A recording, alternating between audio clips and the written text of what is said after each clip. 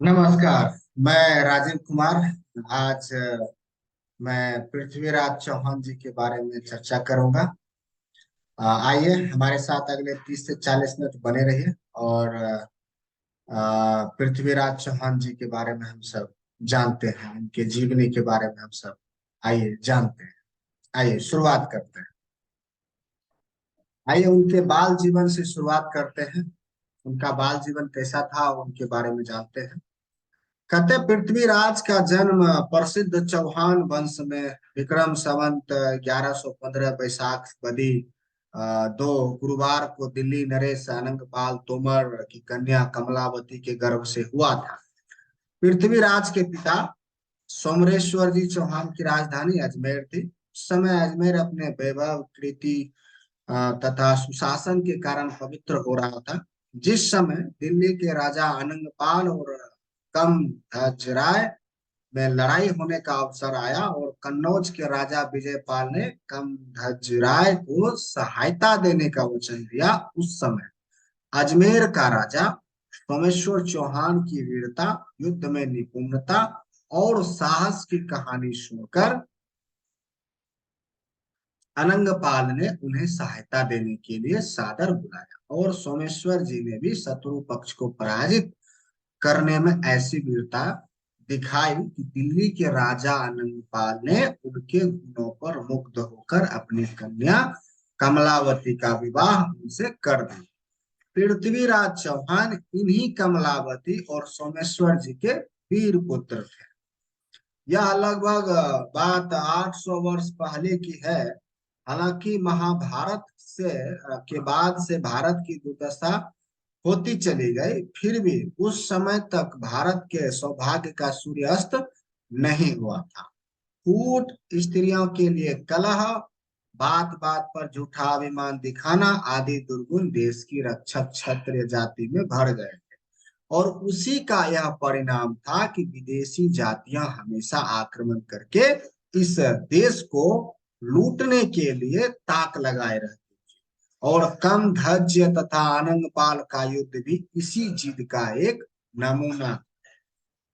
चौहान वंश कब स्थापित हुआ इसका कोई ठीक ठाक प्रमाण नहीं मिलता है, परंतु चंद्रवई चंदवरदायी मत के अनुसार चौहान या चौहान जी दानवों के नाश के लिए किए हुए एक यज्ञ कुंड से उत्पन्न हुए थे। इनकी 173वीं पीढ़ी में विशन देव जी या विशाल देव जी हुए। विशाल देव जी के शासन में भी अजमेर में उपद्रवों के अलावा और कोई घटना नहीं हुई, क्योंकि विशाल देव बहुत विषयी थे और जिस राजा में यह दुर्गुण हो उसकी प्रजा कैसे सुख रह सकती है।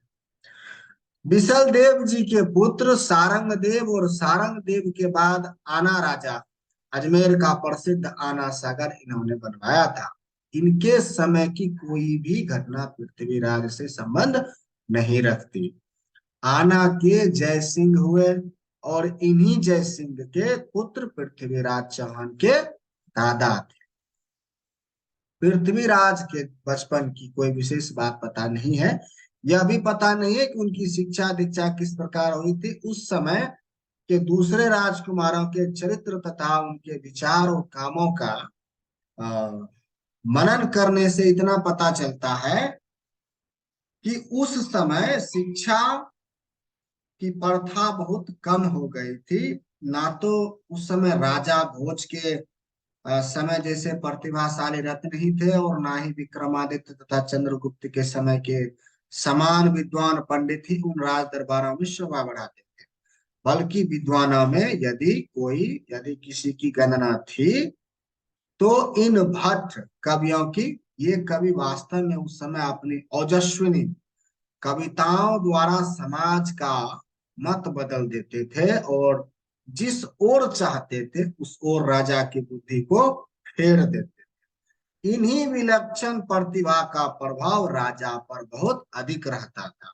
कभी कभी तो ये वास्तव में अलौकिक काम करके दिखाते थे। उस समय के राजा आनंद करना तथा जरूरत पड़ने पर युद्ध क्षेत्र में अपनी वीरता दिखाना ही अपना परम कर्तव्य समझते थे। जरा जरा सी बात पे झगड़ा खड़ा हो जाता था। ऐसी अवस्था में राजकुमारों की शिक्षा की ओर कितना ध्यान दिया जाता होगा, इसका सहज ही अनुमान लगाया जा सकता है।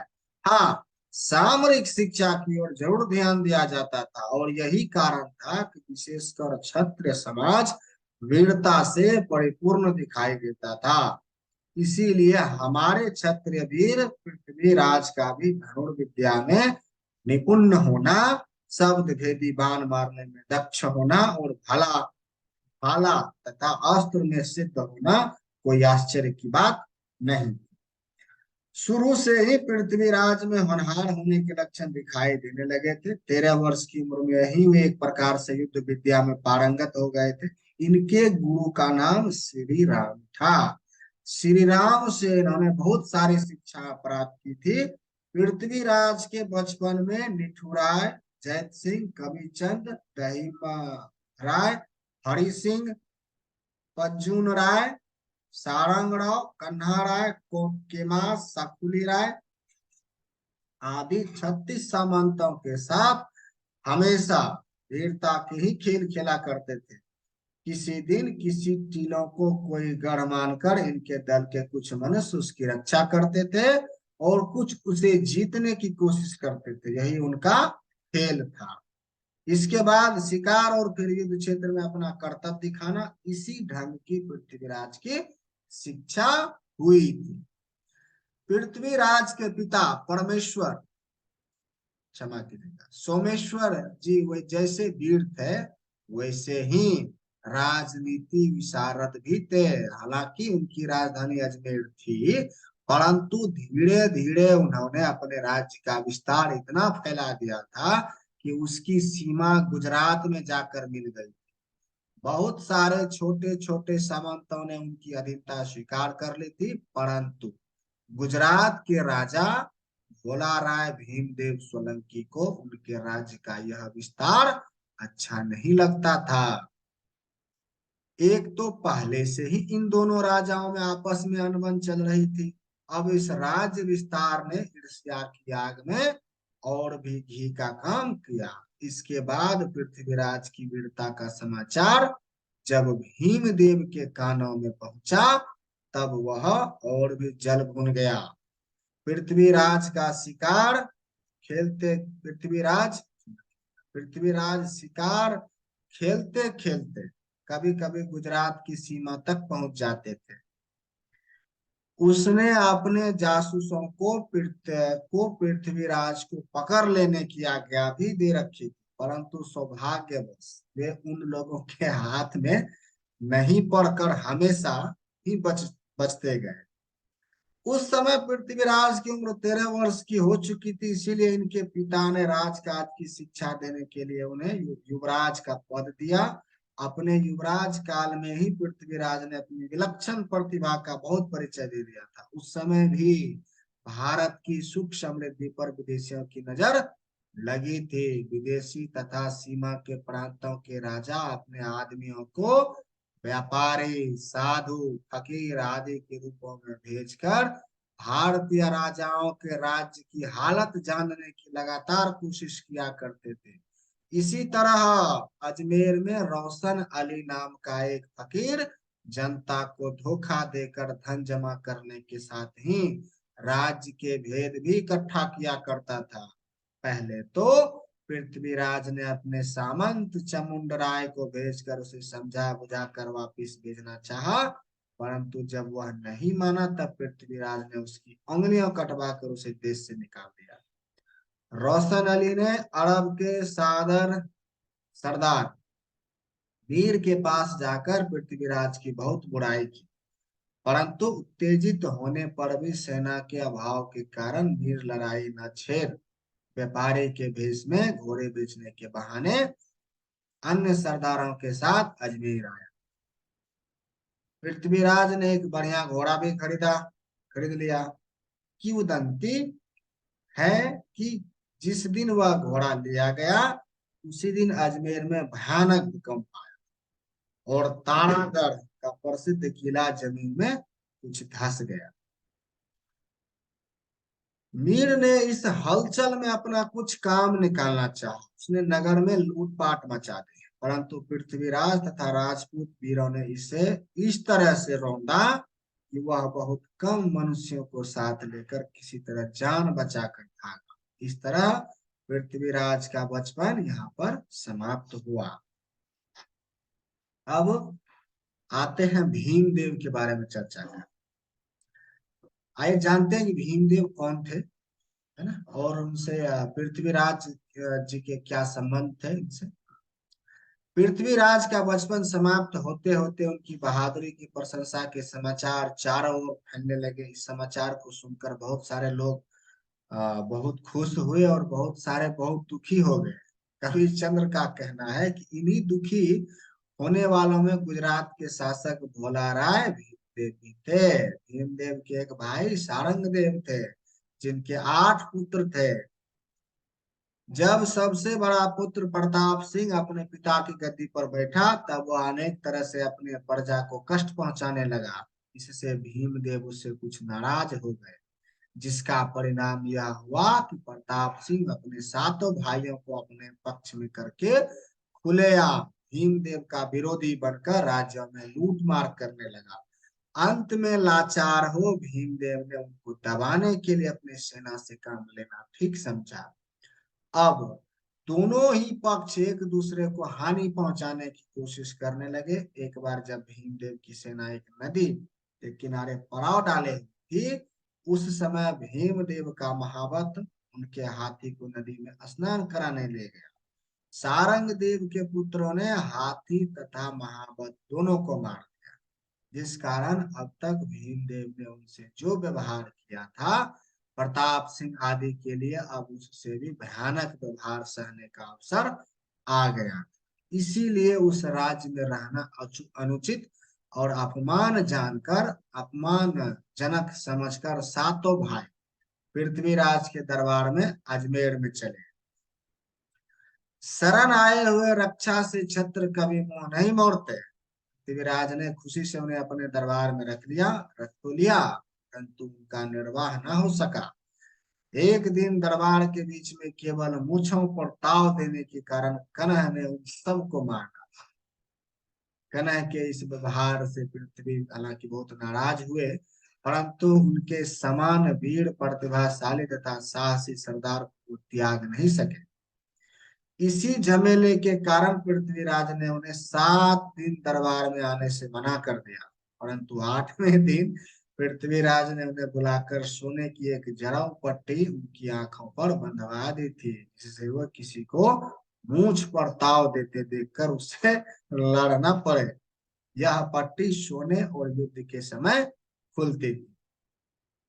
जब प्रताप सिंह आदि और उसके सातों भाइयों के मारे जाने का समाचार भीमदेव के पास पहुंचा, तब भीम के दिल में सुलगती हुई ईर्ष्या की आग और भी धधक उठी और उन्हें पृथ्वीराज को नीचा दिखाने का एक अवसर मिल गया। इसीलिए भीमदेव ने सोचा कि अजमेर पर आक्रमण करके अपने देश भाइयों के खून की धार से अपने दिल की सुलगती हुई आग को ठंडा कर।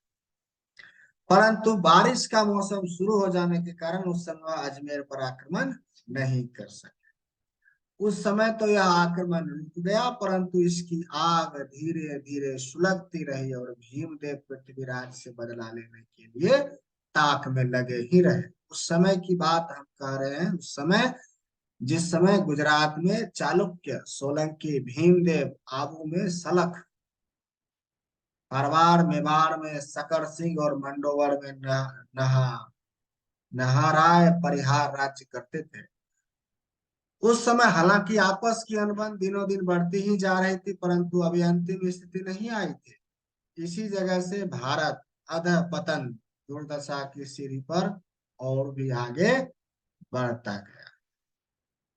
रास्ते में लिखा है कि छोटी उम्र में ही, क्षमा कीजिएगा, रासों में लिखा है कि छोटी उम्र में ही नारायण ने पृथ्वीराज को दिल्ली में देखा था। उन्हें देखकर वह उनके रूप और गुण पर इतने मोहित हुए कि उन्होंने पृथ्वीराज के साथ अपनी कन्या की शादी करने का वचन दे दिया। उसी समय यह तय हुआ कि 16 वर्ष की उम्र हो जाने पर पृथ्वीराज का विवाह किया जाएगा। परंतु पृथ्वीराज जब 16 वर्ष के हो गए और जब इनके विवाह का समय आया, तब नाहरा नाहरा राय के नाहराय के विचार बदल गए और उन्होंने पृथ्वीराज से अपनी कन्या के विवाह करना ठीक नहीं समझा। जो दूत समय तय करने के लिए भेजा था, उसने लौटकर यह समाचार पृथ्वीराज के पिता पिता विवाह निश्चित सोमेश्वर जी को दिया। सोमेश्वर जी तथा अजमेर के अन्य सामंतों ने इसे अपना अपमान समझकर पृथ्वीराज को मंडोवर पर आक्रमण करने की आज्ञा दी। पृथ्वीराज अपनी सेना लेकर मंडोवर पर चढ़ गए। नाह राय ने पहले तो इनसे युद्ध किया। उन्होंने मीना जाति के सरदार पर्वत राय को सेनापति बनाकर बहुत बड़ी सेना युद्ध के मैदान में भेजी। बहुत भयानक युद्ध हुआ। पर्वत राय कनह चौहान के हाथों मारे गए। पर्वत राय की मृत्यु का समाचार सुनकर नाह राय खुद युद्ध के मैदान में आ गए। इस समय बहुत भीषण युद्ध हुआ। पृथ्वीराज ने अपने हाथों से नाह राय के घोड़े को मारकर उन्हें जमीन पर गिरा दिया। यह युद्ध 5 दिनों तक चला और आखिर नाहराराय भाग गए। नाहराराय भागकर अपने राज्य की सीमा पर स्थित गिरिनार नामक गांव में जाकर छिप गए। अब उन्हें अपनी गलती पता चल गई और अपने वचन पर दृढ़ न रहने के प्रायश्चित में उन्होंने इतने मनुष्यों का खून बहाकर अंत में गिरनार में अपनी सामंतों से सलाह करके अपनी कन्या जम्बवती की शादी पृथ्वीराज से कर दी। पृथ्वीराज जम्बावती को साथ लेकर अजमेर आ गए। अब यहां से शुरू होता है मेवात विजय। पहले ही बता चुके हैं कि मैंने इस बारे में चर्चा कर चुके हैं कि वीर सोमेश्वर जी चौहान हमेशा अपना राज्य बढ़ाने, प्रजा पालन तथा लड़ाइयों में हमेशा लगे रहते थे। उनकी सेना हमेशा तैयार रहती थी। प्रजा में असंतोष का नाम नहीं था और प्रजा पर कभी भी किसी प्रकार का अत्याचार अथवा कठोरता का प्रयोग नहीं किया जाता था। जब मंडोवर का युद्ध खत्म हो गया और पृथ्वीराज जम्भावती को शादी करके घर लेकर आया, उस समय सोमेश्वर जी ने फिर अपना ध्यान राज्य के विस्तार की ओर लगाया। उस समय एक प्रकार से शांति थी। सोमेश्वर जी भी शांति के विरोधी नहीं थे। उनके कामों पर आलोचनात्मक नजर डालकर विचार करने से पता चलता है कि वे बहुत ही शांति प्रिय थे। उस समय की वे उस समय ही वे सेना और शास्त्र का उपयोग करते थे। उस समय मेवात के राजा क्षमा कीजिए मुदगल राय सोमेश्वर करद रहने पर भी सोमेश्वर जी कर नहीं देते थे। सोमेश्वर जी ने पहले कई बार उन्हें समझाया, दूत भेजे, और इतने पर भी जब मुदगल राय ने कर देना स्वीकार नहीं किया, तब लाचार सोमेश्वर जी चौहान ने उस राज्य पर आक्रमण किया। परंतु उसकी सीमा पर जाकर फिर यह सोचने लगे कि बेकार में ही इतने मनुष्य मारे जाएंगे, और यदि किसी तरह बातों से ही काम बन जाए तो अच्छा हो। इसीलिए उन्होंने सीमा पर खड़े होकर मुदगल राय के पास अपना दूत भेजकर उन्हें समझाना चाहा, परंतु मुदगल राय ने एक नहीं माने। सोमेश्वर बहुत चक्कर में पड़ गए कि उससे कर लेना उचित है अथवा इतने मनुष्यों का जीवन बचाना। वे कुछ तप नहीं कर सके। अंत में उन्होंने पृथ्वीराज के पास खबर अजमेर में भेजी। पृथ्वीराज ने मन ही मन में कहा, पिताजी यह क्या कर रहे हैं? क्या कभी सीधी उंगली से घी निकलता है? यह सोचकर पृथ्वीराज रातों रात मेवात की सीमा पर जा पहुंचे। उस समय सोमेश्वर जी आनंद से सो रहे थे। पृथ्वीराज ने दूतों से शत्रु की सेना की संख्या पता लगाकर आक्रमण कर दिया। मुदगल राय हार गया और उसे पकड़कर कैद खाने में भेज दिया गया। इस तरह मेवात राज्य पर सोमेश्वर जी का अधिकार हो गया। अब बात करेंगे, चर्चा करेंगे मोहम्मद गौरी के बारे में। जैसा कि हम सब जानते हैं कि दिल्ली में उस समय अनंगपाल राज्य कर रहे थे। उनके समय में भी दिल्ली अपने उन्नत स्थिति का पूरा परिचय दे रहे हैं। हालांकि इस समय जहां दिल्ली बसी है उस समय वही स्थान दिल्ली नगरी का नहीं था। फिर भी दिल्ली अपनी सज-धज तथा शान शौकत में उस समय निराली ही थी। टाड साहब ने अपने राजस्थान के दूसरे भाग में भी इस तरह से जो है लिखा है कि राजा परीक्षित से लेकर इस वंश के अंतिम राजा राजपाल तक 36 राजाओं ने इंद्रप्रस्थ में शासन किया, जिनका जिक्र राज तरंगिणी और राजावली नामक ग्रंथों में मिलता है। जिस समय राजपाल ने कुमाऊं पर आक्रमण किया उस समय कुमाऊं के राजा सुखवंत ने उन्हें मार डाला। उसके बाद 14 वर्ष तक सुखवंत ने इंद्रप्रस्थ में शासन किया। इस सुखवंत के हाथ से महाराज विक्रमादित्य ने इंद्रप्रस्थ का उद्धार किया, परंतु उसकी उन्नति की ओर कोई विशेष ध्यान न देकर उन्होंने अपनी राजधानी उज्जैन में स्थापित। तब से 10 शताब्दी तक इंद्रप्रस्थ का राज्य सिंहासन विहीन रहा और धीरे धीरे इंद्रप्रस्थ शमशान में बदलने लगे। ऐसे समय अनंगपाल का ध्यान फिर इंद्रप्रस्थ की ओर गया। उन्होंने इंद्रप्रस्थ को अपने अधिकार में लेकर उसका नाम दिल्ली रखा। ऐतिहासिककारों ने युधिष्ठिर के समय की दिल्ली को वर्तमान नगरी से ही 2 मील दक्षिण में बसी हुई बताया। इसके बाद जैसे जैसे यह नगर दूसरे शासकों के हाथों में पहुंचता गया वैसे वैसे इसका परिवर्तन होता गया। और यदि शुरू से लेकर आजकल यहाँ जहाँ दिल्ली बसी हुई है उस स्थान को जोड़ा जाए तो लगभग 45 मील के घेरे में यह दिल्ली नगरी होती है। जब सन 733 में तोमर वंश के अनंगपाल ने दिल्ली में अपना राज्य जमाया तो उन्होंने भी अपना नगर अलग ही बसाया। पृथ्वीराज रासो ने इनके संबंध में एक विचित्र कहानी लिखी हुई है।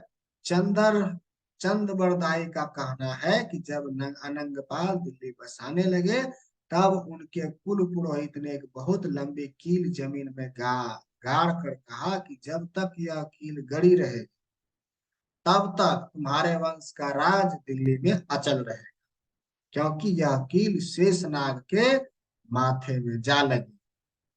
परंतु अपने कुल पुरोहित की बात पर अनंगपाल को विश्वास नहीं हुआ। उन्होंने कील उखड़वाई तो उसमें खून लगा था, इसीलिए उन्हें बहुत दुख हुआ। उन्होंने अपने कुल पुरोहित को बुलवाकर फिर वही कील गड़वानी चाहिए, परंतु उन्होंने कील न गाड़ कर कहा कि मैंने तुम्हारा राज अचल करना चाहा था, परंतु ईश्वर की इच्छा नहीं है। अब तुम्हारे बाद चौहान वंश और फिर मुसलमानों का राज्य होगा। अब हम पृथ्वीराज के जीवन चरित्र की ओर जाते हैं। इस समय पृथ्वीराज की उम्र 16 साल की हो चुकी थी। हालांकि उनके पिता सोमेश्वर चौहान अभी तक जिंदा थे, फिर भी राजकाज का विशेष भार पृथ्वीराज पर ही था। चंद बरदाई का कहना है कि एक बार जब पृथ्वीराज नागौर के पास कुट्टूपुर में डेरा डालकर शिकार खेल रहे थे, उसी समय मीर हुसैन नामक एक गजनबी मुसलमान, जो बरदाई के लिखने के अनुसार मोहम्मद गौरी का चचेरा भाई था, चित्ररेखा नाम की एक वैश्या को अपने साथ लेकर उनके पास आ पहुंचा। बात यह थी कि चित्ररेखा वैश्या होने पर भी बहुत गुणवती थी। जितनी ही वह सुंदर थी उतनी ही गाने तथा बीना बजाने में भी निपुण थी। शहाबुद्दीन मोहम्मद गौरी उसे बहुत चाहता था, परंतु गुण का प्रेमी धन को तुच्छ नजर से देखता है। शहाबुद्दीन राजा रहने पर भी गुणी नहीं था, परंतु मीर हुसैन गुणी तथा सुंदर था। इसी कारण इन दोनों में खूब पटती भी थी। जब शहाबुद्दीन को मीर हुसैन तथा चित्ररेखा के गुप्त प्रेम का पता चला, तब उसने मीर हुसैन को बहुत डराया धमकाया। यही कारण था कि मीर हुसैन गजनी से भाग निकला और सीधा पृथ्वीराज के पास जा पहुंचा। पृथ्वीराज ने एक विदेशी को शरण में आया देख अपने सामंतों से इस बारे में सलाह ली, और सबकी सलाह से यह तय हुआ कि छत्र धर्म के अनुसार उन्हें आश्रय दिया जाए। पृथ्वीराज ने बहुत आदर से मीर हुसैन को अपने सभा में दाहिनी ओर जगह देकर उसका बहुत सम्मान किया, और हांसी और हिसार के परगने उसके जागीर में दे दिया। चंद बरदाई के लिखने के अनुसार शहाबुद्दीन से दुश्मनी का यही मुख्य कारण बना, और यदि यह घटना सच है तो यह मानना पड़ेगा कि इसी वेश्या के कारण एक घोर अनर्थ। परंतु दूसरे इतिहासकारों का मत कुछ अलग ही है। वे चित्ररेखा के संबंध में कुछ ना कहकर यही कहते हैं कि मुसलमान धर्म का प्रचार तथा भारतवर्ष पर लाचार की नजर रहने के कारण ही, क्षमा कीजिएगा, भारतवर्ष पर लालच की नजर रहने के कारण ही शहाबुद्दीन तथा पृथ्वीराज में लड़ाई छिड़ी। मीर हुसैन जब गजनी से निकला तब उसके साथ कई गुप्त वेशधारी मुसलमान भी इस बात का पता लगाने के लिए मीर हुसैन के पीछे पीछे चल दिया कि भारत में जाकर ये क्या करता है और भारतवासी उसके साथ कैसा व्यवहार करते हैं।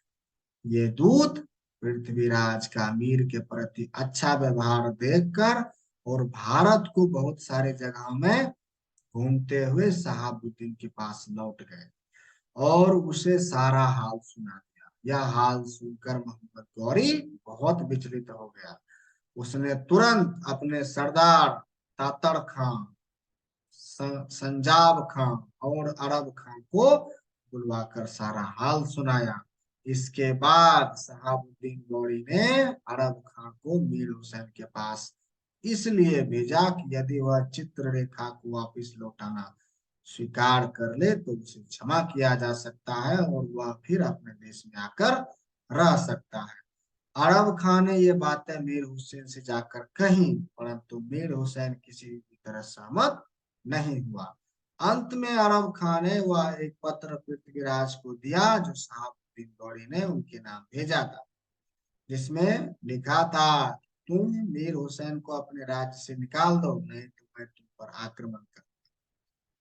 पत्र पढ़कर पृथ्वीराज के साथ साथ अनेक अन्य सभासद भी क्रोधित हो गए और सबने एक स्वर में कहा, शरण में आए हुए को त्यागना क्षत्रिय धर्म के खिलाफ है। मोहम्मद गौरी जो चाहे करे, हम मीर हुसैन को नहीं निकाल सकते। लाचार होकर दूत को लौटना पड़ा। जिस समय ये दूत लौटकर शहाबुद्दीन के पास पहुंचे, उस समय शहाबुद्दीन एकांत जगह में बैठकर कुछ सोच रहा था। उसने तुरंत इन दूतों को बुला लिया। उस समय मुइनुद्दीन नामक एक भक्त मनुष्य भी उसके पास बैठा हुआ था। दूतों से उसने भारतवर्ष का समाचार पूछना शुरू किया तो अरब खान ने पृथ्वीराज के बारे में की सारी बातें सुना दी, जिन्हें सुनकर मोहम्मद गौरी ने तातर खां, मीर कमान, सुरा खान आदि अपने सरदारों को बुलाया और इस बात पर विचार होने लगा कि पृथ्वीराज से इस अपमान का बदला किस तरह लिया जाए। तातर खान ने भारत पर आक्रमण करने की सलाह दी, परंतु खुरासाना खान उसी समय बोल उठा कि उस देश से हम लोग बिल्कुल ही अपरिचित हैं। इस स्थिति में एकाएक आक्रमण करना बिल्कुल भी उचित नहीं होगा। दूतों ने भी यही कहा कि इसमें कोई संदेह नहीं कि पृथ्वीराज उसके सामंत तथा सैनिक साधारण पुरुष नहीं है, इसीलिए बहुत सोच विचार कर सब काम करना चाहिए। शहाबुद्दीन कुछ देर तक शांत बैठा रहा और उसके बाद उसने कुतुबुद्दीन की ओर देखकर कहा, तुम भारतवर्ष की ठीक ठाक हालत के बारे में बताओ। कुतुबुद्दीन बहुत चालाक तथा होनहार था। उसने नम्रता पूर्वक कहना शुरू किया, भारतवर्ष एक अद्भुत और अपूर्व देश है। लगता है कि बनाने वाले ने उसे मधुरता तथा सुंदरता का भंडार बनाया। ऐसे उपजाऊ तथा समृद्ध जमीन तो सारी धरती में दूसरी है। भारत वर्ष साक्षात स्वर्ग के समान लगता है। गौरी, फिर तुम स्वर्ग से लौट क्यों आए? दूत, रास्ता दिखाने आया हूँ, फिर साथ चलूंगा। गौरी, अच्छा, अब यह बताओ कि क्या क्या देख कर आए? दूत, बसी हुई दिल्ली नगरी देखी है, जिसकी शोभा बताना मुश्किल है, और जो लोगों, धन, जय स्तंभ, देवालय तथा सुंदर महलों से भरी हुई बहुत ही सुंदर लगती है। वहां का राजा आनंदपाल है, जो पृथ्वीराज का नाना है। यह भी वैसा ही वीर, लड़ाई में निपुण तथा प्रजा को ध्यान में करने वाला है। अजमेर के, क्षमा कीजिएगा, ध्यान करने वाला है। अजमेर की बात ही छोड़ दीजिए, मैं भारतवर्ष में जो देख आया हूँ उसका वर्णन करना असंभव है। वह स्थान वास्तव में इस्लाम धर्म के प्रचार और राज्य शासन के लिए युक्त है। इतना कहकर कुतुबुद्दीन चुप हो गया। फिर गौरी ने दूसरे दूत से पूछा तो वह बोला, मैं आधा भारतवर्ष सन्यासी के भेष में घूम आया हूँ। कोई भी प्रसिद्ध तीर्थ अथवा गांव मैंने नहीं छोड़ा। वहाँ के राजा, प्रजा, ब्राह्मण, शूद्र सबसे मिला हूँ। वहाँ के आचार विचार और धर्म कर्म पर भी ध्यान दिया है। वास्तव में सभी अपूर्व हैं। जहाँ पनाह मैं नहीं समझ सकता कि विधाता ने इतने सुंदर देश में ऐसी जाति को क्यों बनाया, जो धर्महीन और ज्ञानहीन हो रही है। मूर्ति पूजा को लेकर वह ऐसे ही मग्न हो रही है कि किसी और को देखना भी नहीं चाहती। कोई शिला पूजता है, कोई नदी, कोई वृक्ष, कोई आंखें बंद करके ना जाने क्या क्या ध्यान करता है। उनका मनोभाव जितना विचित्र है, उनकी पूजा का तरीका वैसा ही अद्भुत है। कोई अहिंसा परमो धर्म का प्रचार करता है, तो कोई पशु बलि और नर बलि देकर परमात्मा को खुश करने की कोशिश करता है। कोई शक्त है, कोई शैव है, कोई वैष्णव है, कोई बुद्ध देव का पूजन करता है, तो कोई जिन देव की उपासना करता है। उन्हें हित अहित का बिल्कुल ही ज्ञान नहीं है। कोई मुक्ति के लिए नदी में डूब कर मरता है, तो कोई पहाड़ से कूद जाता है। कोई रथ के नीचे लेट जाता है, कोई शस्त्र घुसाकर जान दे देता है। बहुत लोग तो अपनी पत्नी, कन्या आदि को जिंदा ही चिता में जला डालते हैं। जैसा ही धन संपत्ति में वह देश सर्वश्रेष्ठ है, वैसे ही संस्कारों से भी पूर्ण है।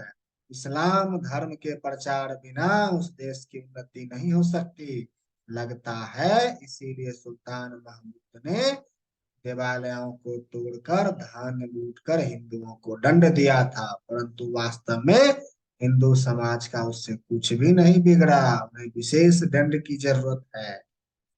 तीसरे दूत ने कहा, यह सब ठीक है कि भारत के समान दूसरा देश नहीं, परंतु जिस तरह काले नाग के माथे में मणि रहने पर भी दांतों में जहर रहता है, ठीक वही हालात भारतवर्ष की है।